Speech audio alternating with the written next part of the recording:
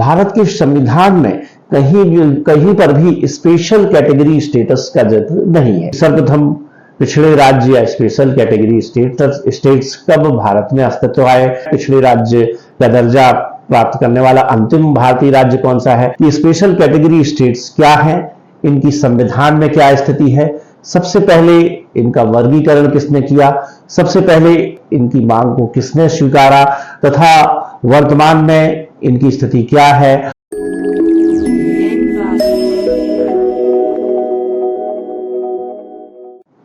दोस्तों, कौटिल्य एकेडमी जबलपुर के YouTube channel में आपका स्वागत है। आज मैं आपके सामने स्पेशल कैटेगरी स्टेट्स के विषय में कुछ जानकारियां देने जा रहा हूं और आशा करता हूं ये जानकारियां आपको आगामी प्रतियोगी परीक्षा में उपयोगी साबित होगी। तो दोस्तों, जैसा कि हम देख रहे हैं कि 9 जून 2024 को जैसे ही नरेंद्र मोदी के नेतृत्व में एनडीए की सरकार ने शपथ ली है, हाल ही में विशेष कैटेगरी स्टेट्स के लिए कुछ राज्यों ने अपनी मांग उठानी शुरू कर दी, जिनमें प्रमुख हैं आंध्र प्रदेश और बिहार। तो मित्रों, यहां पर मैं स्पेशल कैटेगरी स्टेट्स या विशेष श्रेणी के राज्य पर प्रकाश डालने से पहले आपको कुछ बिंदुओं के बारे में बताना चाहता हूं, ताकि हमें इस मांग की पृष्ठभूमि के बारे में पता चले। तो सर्वप्रथम हम देखेंगे कि स्पेशल कैटेगरी स्टेट्स क्या है, इनकी संविधान में क्या स्थिति है, सबसे पहले इनका वर्गीकरण किसने किया, सबसे पहले इनकी मांग को किसने स्वीकारा तथा वर्तमान में इनकी स्थिति क्या है, और वर्तमान में आंध्र प्रदेश और बिहार द्वारा जो आज स्पेशल कैटेगरी स्टेट्स के लिए मांग की जा रही है, उसका भविष्य में क्या परिणाम हो सकता है। तो मित्रों, मैं यहां पर शुरुआत करता हूं कि स्पेशल कैटेगरी स्टेट्स क्या है। तो मित्रों, भारत के संविधान में कहीं पर भी स्पेशल कैटेगरी स्टेटस का जिक्र नहीं है। यहां पर आपको दो ही स्थितियां देखने मिलती हैं, एक है स्पेशल स्टेटस और दूसरा जिसे बाद में बनाया गया, मतलब जो संविधान में नहीं है, वह अवधारणा है स्पेशल कैटेगरी स्टेट्स। तो दोस्तों, स्पेशल स्टेटस का दर्जा सिर्फ भारत में एक ही राज्य को था, वो था जम्मू कश्मीर, जिसे धारा 370 के तहत दिया गया था और जो कि वर्तमान में समाप्त हो गया है। और स्पेशल कैटेगरी स्टेट्स की अवधारणा हमारे संविधान में कहीं नहीं है, और इस अवधारणा को सबसे पहले जन्म दिया 1952 में राष्ट्रीय विकास परिषद ने, जिसने माना कि भारत के कुछ राज्य सामाजिक, आर्थिक व भूगोल की दृष्टि से बहुत पिछड़े हुए हैं और इन्हें हम पिछड़े राज्य स्पेशल कैटेगरी स्टेट्स कह सकते हैं।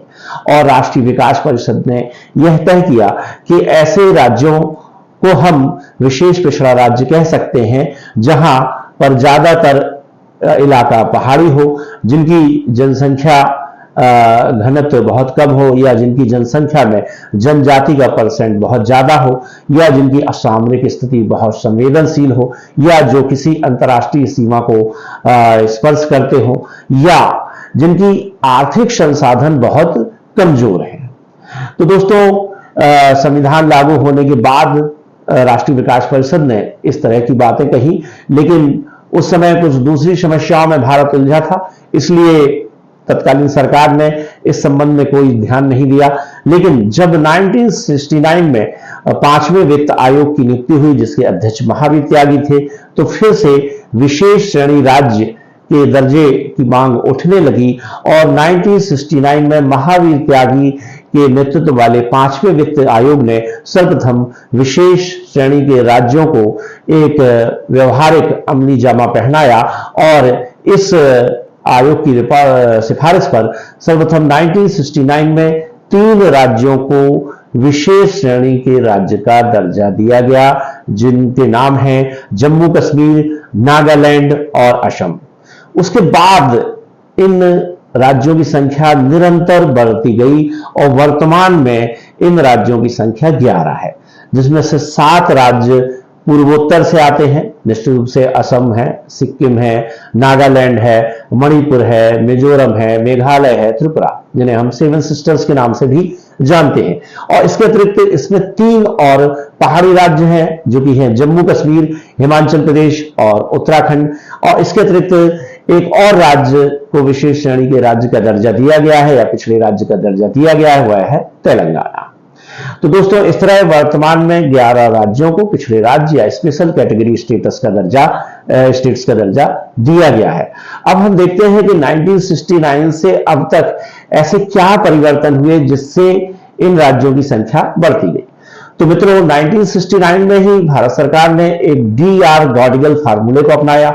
डी.आर. गाडगिल ने भी राष्ट्रीय विकास परिषद की बात को आगे बढ़ाते हुए यह कहा कि हमारे भारत में कुछ राज्य सामाजिक, आर्थिक व भौगोलिक रूप से काफी पिछड़े हुए हैं और इन राज्यों में जनजातीय जनसंख्या बहुत ज्यादा है, या यहाँ पे जनसंख्या घनत्व कम है, या इनकी बाउंड्री किसी अंतर्राष्ट्रीय सीमा बनाती है, या ये इनकी सामरिक स्थिति महत्वपूर्ण है, या इनके आर्थिक संसाधन इतने कमजोर है कि ये अपना खर्च नहीं उठा पाते।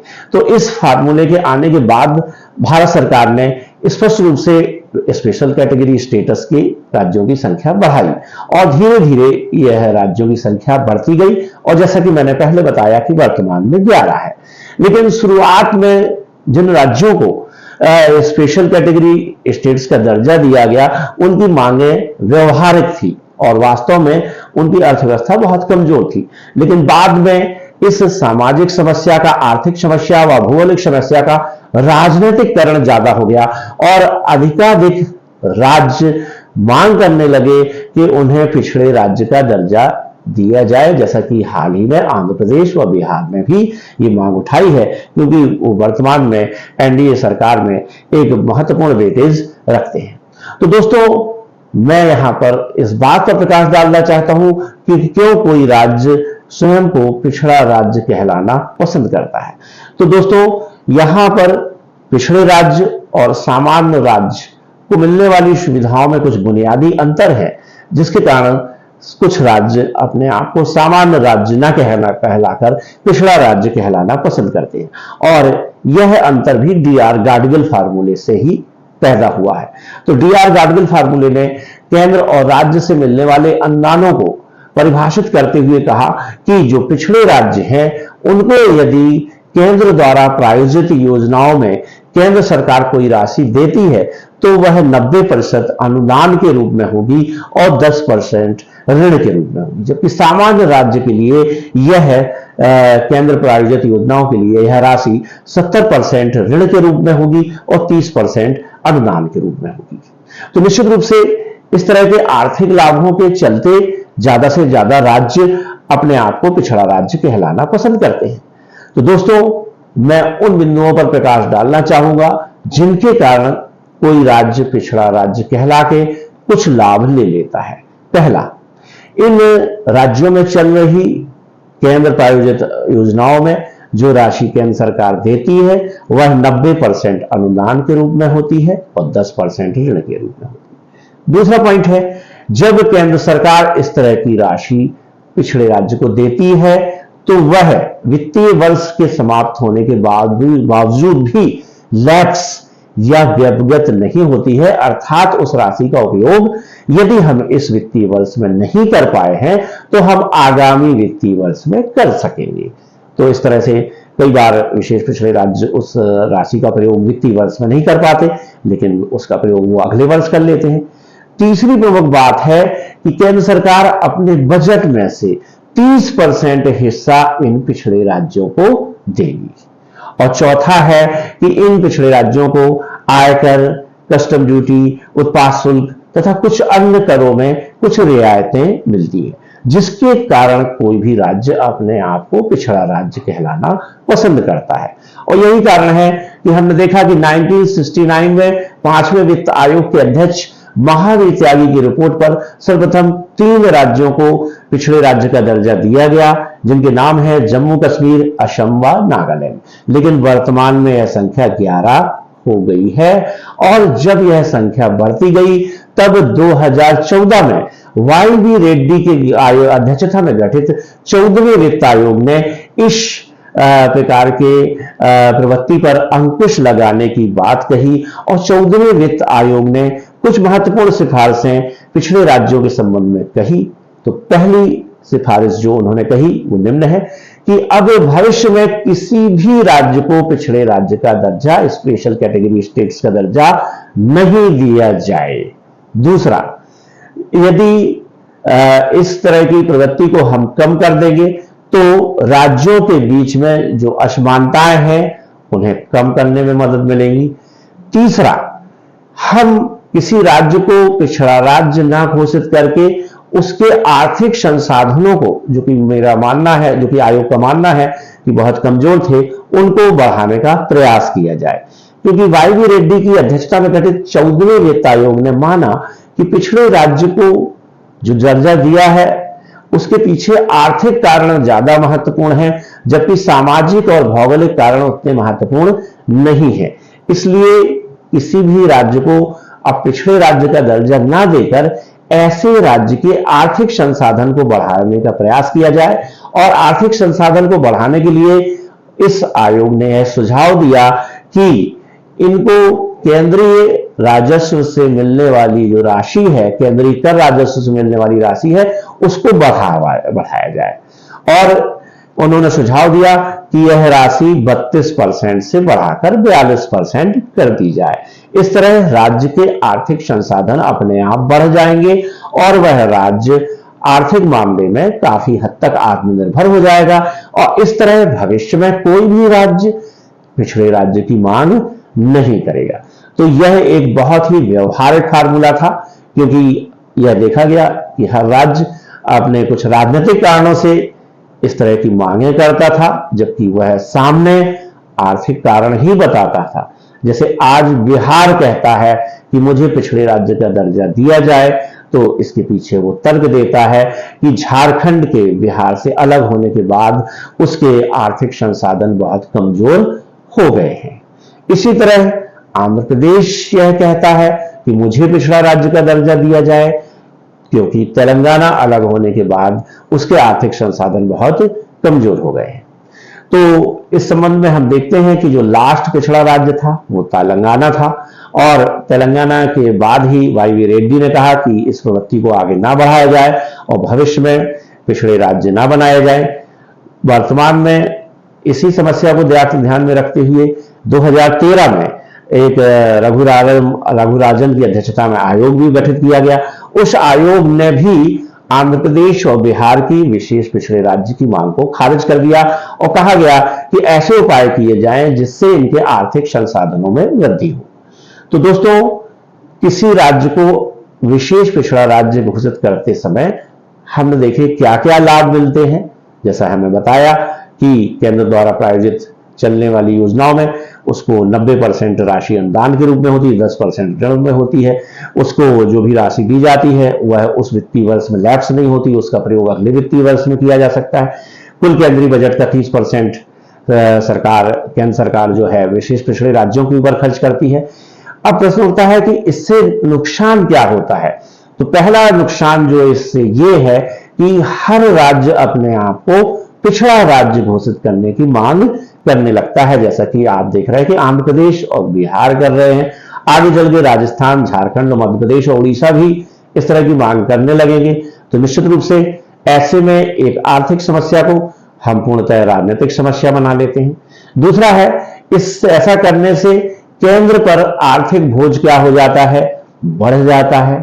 तीसरा नुकसान है, इससे राज्य सरकार बिल्कुल पंगु हो जाती है, निकम्मी हो जाती है। वह अपने आर्थिक संसाधन बढ़ाने का प्रयास नहीं करती है, वह टोटली केंद्र सरकार पर निर्भर हो जाती है। और यदि इसी तरह की प्रवृत्ति रही तो आगे चलकर सारे राज्य स्वयं को पिछड़ा राज्य घोषित कर देंगे।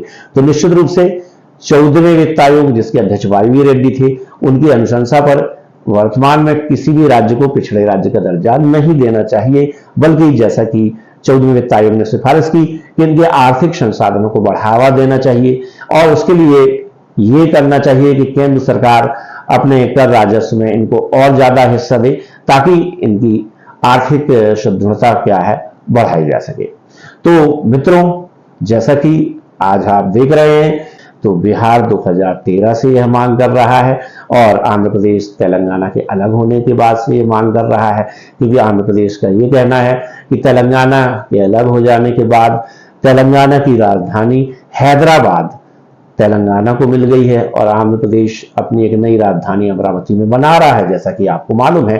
और हैदराबाद एक बहुत ही व्यावसायिक शहर था, जहां बहुत सारी बहुराष्ट्रीय कंपनियां काम करती थी और वहां से अविभाजित आंध्र प्रदेश की सरकार को अच्छा खासा रेवेन्यू मिलता था।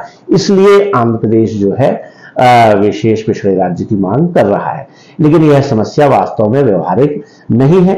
आंध्र प्रदेश को केंद्र सरकार कुछ ज्यादा अनुदान देकर या कुछ और आर्थिक सहायता देकर उसकी आर्थिक परेशानियों को दूर कर सकती है। जैसा कि रघुराम राजन आयोग ने कहा था कि ऐसे राज्यों को जो पिछड़े राज्य की मांग कर रहे हैं, कुछ मुआवजा देकर हम कंपनसेट करके उनकी आर्थिक समस्याओं को दूर कर सकते हैं। इसी तरह से बिहार के संबंध में भी ये कहा जा रहा है कि झारखंड अलग होने के बाद वह स्वयं को पिछड़े राज्य की मांग कर रहा है। और यहाँ पे बड़ी उल्लेखनीय बात है कि झारखंड भी कह रहा है कि मुझे पिछड़े राज्य का दर्जा दिया जाए क्योंकि मेरे पास जनजाति जनसंख्या ज्यादा है, जबकि बिहार कह रहा है कि झारखंड अलग हो जाने के बाद उसके खनिज संसाधन बहुत कम हो गए हैं, उसके आर्थिक संसाधन बहुत कम हो गए, इसलिए उसे विशेष पिछड़े राज्य का दर्जा दिया जाए। तो मित्रों, वर्तमान में इस तरह की मांग पूर्णतः अव्यवहारिक है और सरकार को वाई.वी. रेड्डी की अध्यक्षता में गठित 14वें वित्त आयोग की अनुशंसाओं पर ही डटे रहना चाहिए और इस तरह की समस्याओं को मान कर लेने से आगे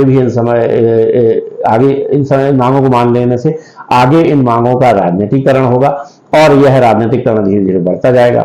तो दोस्तों, स्पेशल कैटेगरी स्टेट्स के विषय में मैंने आपको कुछ जानकारियां दी और मुझे आशा है कि आगामी प्रतियोगी परीक्षाओं में इससे संबंधित प्रश्न आपसे पूछे जा सकते हैं। जैसे आपसे पूछा जा सकता है कि सर्वप्रथम पिछड़े राज्य या स्पेशल कैटेगरी स्टेट्स कब भारत में अस्तित्व आए, तो दोस्तों इसका आंसर होगा 1969 में महावीर त्यागी की अध्यक्षता में गठित 5वें वित्त आयोग की रिपोर्ट में जम्मू कश्मीर, असम व नागालैंड को सर्वप्रथम पिछड़े राज्य का दर्जा दिया गया। इसी तरह से पूछा जा सकता है पिछड़े राज्य का दर्जा प्राप्त करने वाला अंतिम भारतीय राज्य कौन सा है, तो दोस्तों इसका आंसर है तेलंगाना। तो दोस्तों, मुझे आशा है कि स्पेशल कैटेगरी स्टेट्स या पिछड़े राज्यों के विषय में आज मैंने आपको ये जानकारी दी, ये आपके बहुत काम आएगी। तो दोस्तों, आपका बहुत बहुत धन्यवाद। जय हिंद।